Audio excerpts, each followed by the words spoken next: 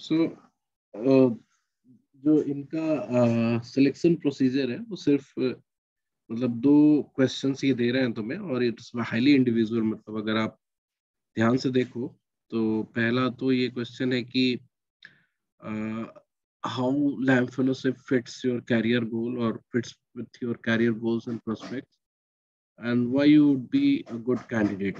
ठीक है, तो पहला क्वेश्चन भी बहुत सब्जेक्टिव है। With every student there would be a different answer. And second question it seems like कि आप किसी और से लिखवा सकते हो, but it will not be a good idea, है ना, बिकॉज आपके पहले से मैच करना चाहिए ये। और नॉट मैच मतलब एटलीस्ट ये है कि इनकंसिस्टेंसी दिखेगी तो भी वो क्वेश्चन मतलब डाउट पे चला जाता है, या फिर हो सकता है वो आपसे कुछ पूछ लें तो फिर वहां पे बहुत प्रॉब्लम हो सकती है।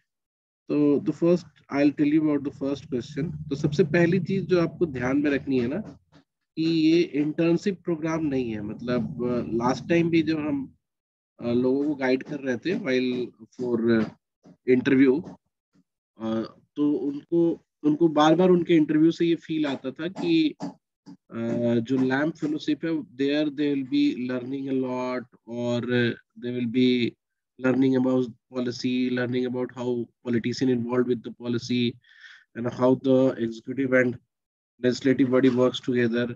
Of course ये आप सीखोगे, but you are not going to learn there. So it's a full time responsibility, full time job kind of thing. Learnings come with मतलब by product, as a by product. Full time job responsibility है।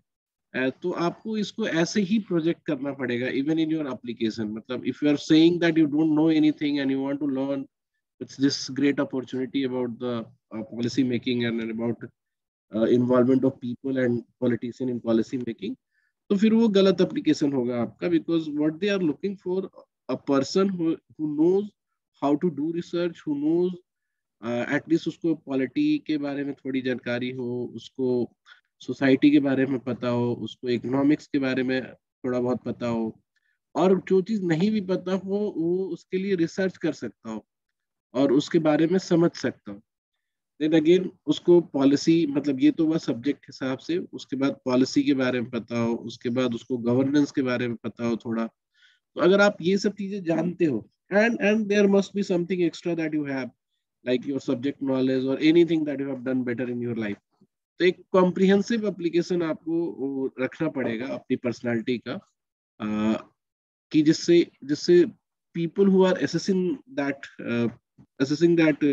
application should know that this person would be a मतलब would be a very मतलब he or she can work better with the MP.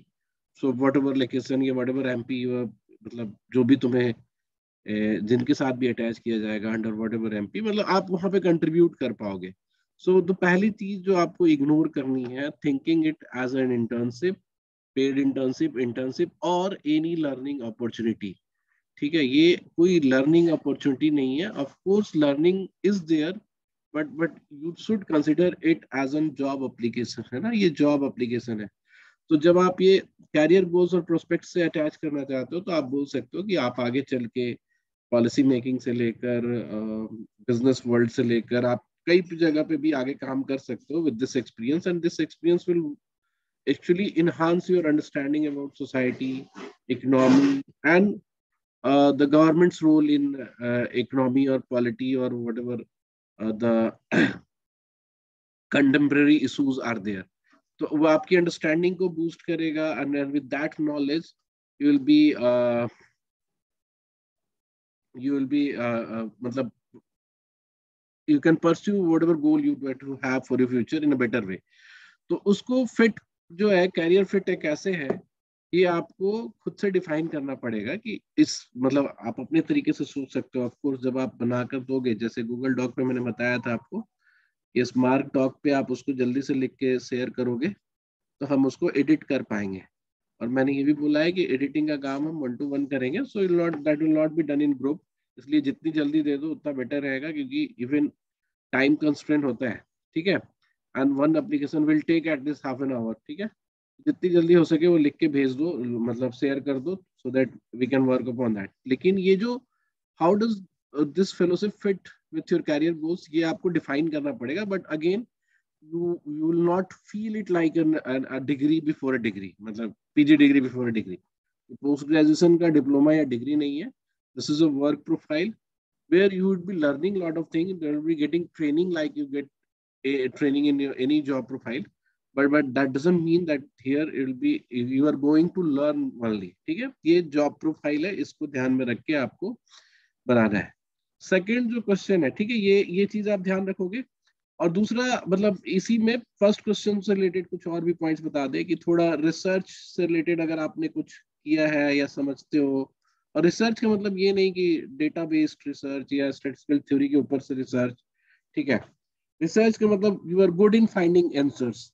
ठीक है, through different sources, है ना, through different sources and Google, ये जो भी मतलब सेकेंडरी डेटा से भी. ऐसा नहीं है कि वेरीफाइड रिसर्च ही रिसर्च कहलाता है ना. आप चाहो तो आप ऐसे भी प्रोजेक्ट कर सकते हो कि मतलब you are good in finding, मतलब आप अपने सब्जेक्ट से अलग या चीजों को मर्ज, इंटरडिसिप्लिनरी थॉट प्रोसेस अगर है तो उसको भी आप वो कर सकते हो. तो उसको भी प्रोजेक्ट कर सकते हो क्योंकि here you will not have any work which is related to or which comes from one particular subject or specialization. तो आपको ये प्रोजेक्ट करना पड़ेगा वहां पे कि यू कैन थिंक मल्टीडिसिप्लिनरी और you can you are able to relate, you will be able to relate things together. ठीक है, तो ये सब चीजें आपको वहां पे शोकेस करनी पड़ेगी. और भी कुछ कुछ चीजें हैं जैसे you understand the legislative process, you understand the governance structure of India, you understand how policy is being framed. थोड़ा बहुत अगर आपको पता हो तो उनको भी ये फील होता है कि चलो ये बंदा पहले से इंटरेस्टेड है तो let us give them chance कि so that he can boost his profile over it. तो ये सब चीजें आपको प्रोजेक्ट करनी पड़ेगी. तो आप ये इनका जॉब रोल है, जैसे ये जो प्राइमरी जॉब रोल है इसके हिसाब से भी आप अपने आप को प्रेजेंट कर सकते हो. एंड देयर आल्सो सम की responsibility area given in website. आप उसको देखकर भी आप अपना एप्लीकेशन प्रोसेस तैयार कर सकते हो. अच्छा, ऐसा इसमें ये नहीं बोल रहा हूँ कि जो एलिजिबिलिटी है या फिर जो की रिस्पांसिबिलिटी एरिया है उसके हिसाब से आप कुछ प्रोवाइड करो ही. अगर कुछ नहीं है तो उसको इग्नोर करो, अगर है तो उसको लेकर आओ. तो हमने कई बार देखा है कि पीपल हैव और students have something with them but they don't want to portray because उनको लगता है कि ये तो उतना इम्पोर्टेंट नहीं है. हर चीज इंपॉर्टेंट हो सकती है अगर सही जगह पे उसको यूज किया जाए तो, और सही जगह पे उसको बताया जाए तो. ठीक है, सेकेंड क्वेश्चन जो है आपका वो है कि आपको एक एनालाइज करना है किसी भी लॉ और पॉलिसी को. तो आई सजेस्ट कि कोई मतलब कोई रिसेंट ही पॉलिसी और लॉ को आप उठाओ. ठीक है, और कोशिश करो थोड़ा सोशल इशू पे बेस्ड हो या फिर समथिंग रिलेटेड जिसकी थोड़ी वो है, मतलब सोशल अवेयरनेस भी है, लोगों को पता है टाइप से. या फिर क्योंकि कई सारी ऐसी पॉलिसीज बनती हैं जो बहुत सारे लोगों को बिल्कुल पता नहीं होती. तो वो भी सेलेक्ट कर सकते हो ऐसे, तो मतलब ऐसा कोई दिक्कत नहीं है उसमें. बट जब आपको एनालाइज करने की बात की जाती है तो सबसे पहले आप बैकग्राउंड दोगे अपने हिसाब से कि उस पॉलिसी का बैकग्राउंड क्या है. बैकग्राउंड मतलब कि अगर उससे पहले कोई पॉलिसी उससे रिलेटेड उस सब्जेक्ट से रिलेटेड बनी है तो कैसे कौन सी बनी है और किस रीजन से बनी है. तो नीड फॉर द पॉलिसी, ये सबसे पहले बताना है, नीड फॉर द पॉलिसी. फिर आप उसको फिर बताओगे कि पॉलिसी का स्ट्रक्चर क्या है, कैसे उसको इम्प्लीमेंट किया जाएगा and who will be the organisation who will be implementing this policy. Federal structure क्या है कि सेंटर अपने आप से कर रही है ना, या फिर सेंटर और स्टेट जो है वो मिलकर, मतलब फेडरल स्ट्रक्चर वही हुआ, सेंटर और स्टेट मिलकर कर रही है, सेंटर अपने आप से उसको इम्प्लीमेंट कर रही है. और उसकी रिस्पॉन्सिबिलिटी मतलब कि अकाउंटेबिलिटी कहाँ कहाँ पे है वो आप एनालाइज कर सकते हो. क्या रिजल्ट एरिया डिसाइड किया गया है, क्या टारगेट्स रखे गए हैं, और कितना मतलब टाइम ड्यूरेशन पॉलिसी का क्या हो सकता है. ये सब चीजें भी बता सकते हो. ऐसा नहीं है कि हर जो फैक्ट हम बता रहे हैं उसका कोई ना कोई इनपुट होगा ही. बट उस पे आपको पहला नीड फॉर द पॉलिसी, फिर स्ट्रक्चर, उसकी implementation, and then you can talk about कि what do you think that the policy miss or what are the pain areas of policy, like it tries to but it will not be able to break any result, है ना, तो उसके हिसाब से भी आप इसको वो कर सकते हो, मतलब लिख सकते हो। तो बेसिकली 3 पार्ट हो गया आपको, 3 पार्ट में आपको लिखना है, जो आपको फिर से मैं लिख के बता दूं। सबसे पहले तो बैकग्राउंड, जिसमें नीड फॉर पॉलिसी और कुछ डेटा वगैरह आप ले सकते हो, तो ले सकते हो कि क्यों पॉलिसी बनाई गई है ना। तो नीड, फिर उसके बाद स्ट्रक्चर, ठीक है, कैसे इम्प्लीमेंट होगा, इम्प्लीमेंटेशन से लेकर उसकी अकाउंटेबिलिटी तक, इम्प्लीमेंटेशन, अकाउंटेबिलिटी, डेडलाइंस, ऐसा अगर कुछ है तो, और लास्ट में उस पे आपका फीडबैक। ठीक है, इसको जितना सिंपल रखोगे उतना बेटर है, कंफ्यूज करने की जरूरत नहीं है, बहुत बड़े बड़े वर्ड्स लिखने की जरूरत नहीं है। कैटेगराइजेशन के साथ आप अपना वो दिखना चाहिए कि what you are thinking about that. ठीक है, तो ये आपका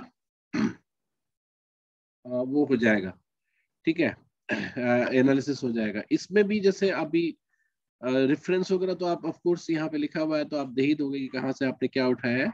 and rest you need to talk about analyse में आप ये भी कर सकते हो, कंपेयर कर सकते हो प्रीवियस वैल्यू पॉलिसी से, है ना, कि अगर सेम सब्जेक्ट पे जो प्रीवियस पॉलिसी है जो चेंज करके बनाया गया वो क्या है। और इसको बहुत बड़े पॉलिसी, जैसे मान लो कि न्यू एजुकेशन पॉलिसी, ऐसा ना लेके try to find out the smaller one, जो छोटे टॉपिक पे बने हुए हैं और छोटे सब्जेक्ट पे बने हुए हैं। ठीक है, तो वैसा तुम इसको यूज, वैसे पॉलिसी लेके जिसकी एनालिसिस थोड़ी आसान हो, है ना, वरना वो 500 वर्ड्स में कभी हो नहीं पाएगा। ठीक है, तो ये है इसका लैम्प फेलोशिप वाली बात। ठीक है,